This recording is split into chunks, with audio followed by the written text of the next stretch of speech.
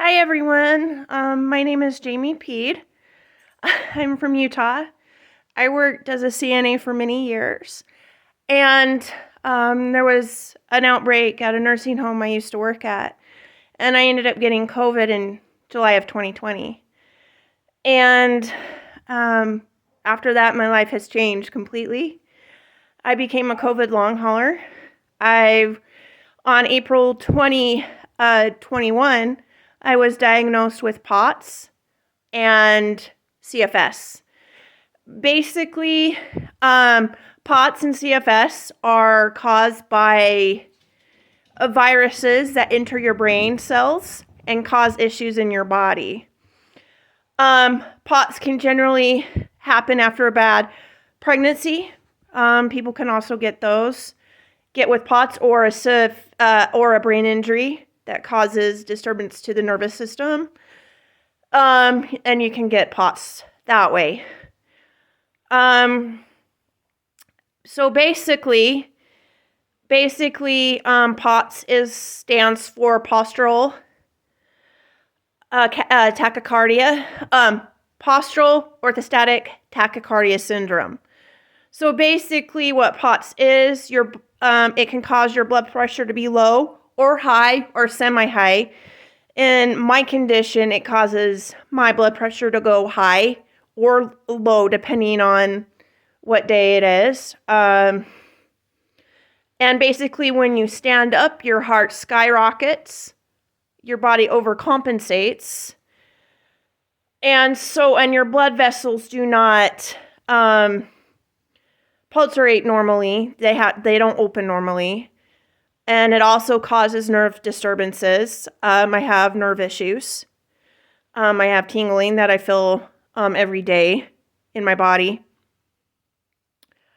Basically, CFS is chronic fatigue syndrome. I have to pace, or I end up with postnasal malaise. Basically, that is after a couple days of doing something that I shouldn't be doing. Like 24 to 48 hours later, I'm out for 2 days. I'm taking physical therapy right now where I'm strengthening my legs because POTS can cause leg weakness. And so basically, what I'm trying to say about POTS and chronic fatigue syndrome kind of go hand in hand, along with mast cell activation syndrome as well. I wasn't diagnosed with that. Everything was normal in all my tests, so I don't have that. But there's a lot of long haulers that have been diagnosed with all three.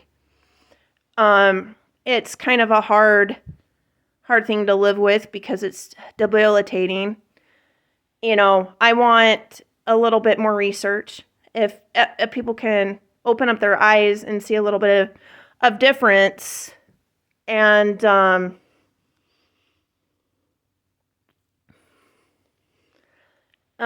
see that difference, and realize that viruses can cause debilitating diseases that do affect your life and change your life. With POTS, our blood travels to our limbs and stays there. It doesn't circulate properly. I have to wear compression socks. I also have to wear I wear tights. So I wear tights underneath my pants. I also have a abdominal binder that compressions my belly so I can circulate my blood better. I have to have salt water. I have to increase my sodium intake so I have ability for my blood to travel to my brain. I don't get enough blood flow to my brain, which causes cognitive issues. Most people with POTS have their cognitive ability shot. They end up having a lower IQ. The same with chronic fatigue syndrome as well. I've had problems with brain fog and cognitive issues, trouble saying words, trouble remembering things that have happened throughout the day or remembering people's names, which is a difficult thing for me. There's just been a lot of things that have changed my life. I had to give up my CNA license. I had to give up something that I love to do. Everybody's so busy fighting over things that don't matter. And we're just, anybody can't express their opinion or you're deleted in life. But that's how life goes. But that's basically what it is. And I really am leaving out this message for everyone so that they can understand exactly what someone is going through that has long COVID, so they can continue to do the research that they need to do. And please donate to causes for CFS and POTS so we can continue to get the research we needed to find a lasting cure. I'm getting better enough to apply for jobs because my pacing and my fatigue is so much better than it used to be. My crashes aren't as intense. But still, I have at least a crash 1 or 2 times a month.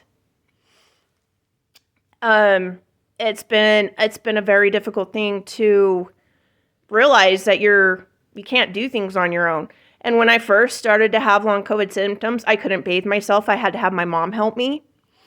Now I can do that. There's certain things I can do. I couldn't even change the beds of my sheets. I had to have my sister or my mom help me with that. There has been so much things that I've overcome in this life that's been difficult for everyone. You don't know what a person's actually going through until you actually try to understand it. But I want people to go in and research these diseases and donate to these causes for better treatment and everything else. I'm on the trifecta of drugs for POTS. I'm on Midodrine to help control my blood pressure. I'm on fluticasone, which is a steroid. I'm also on gabapentin to help with my nerve pain and my nerve internal tremors that I currently have every day. I feel them intensely at night when I'm laying down trying to sleep. I suffer from insomnia. That's also part of POTS and CFS. Trouble sleeping or going into deep sleep. The key is to rest your brain and do the best you can with everything that goes on. I currently feel tingling right now as I'm talking to you. But I'm not telling you all this to feel bad for me because I don't want anyone to feel bad for me. I just want people to understand what long COVID is. That we can get people out there in our government to do the research that we need and to see exactly what's going on with all of us. I know many, many people in just my state of Utah alone that have long COVID and still got long COVID with the vaccine. Please, please, please, please. I need people to understand and donate to these causes and donate to understand all of it.